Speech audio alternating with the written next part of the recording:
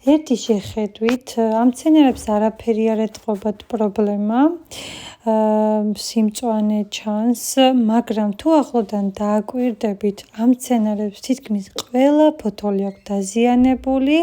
ეხლა რასაც ვხედავთ, სპატიფილუმს არ ქონდა ფოთოლი, რომელზეც შემხმარი ბოლოები არ დამხვდა.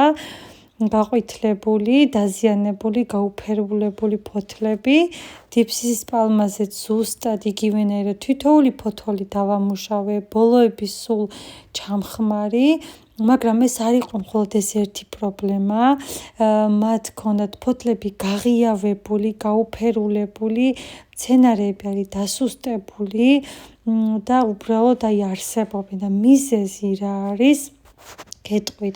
ეხლა როგორც ხედავთ, ეს მცენარეები ყველა არის ჩარგული არა ჩვეულებრივ ქოთნებში, არამედ ლეჩუზას ქოთნებში. ამ შემთხვევაში დრაცენა არის ძალიან განიერი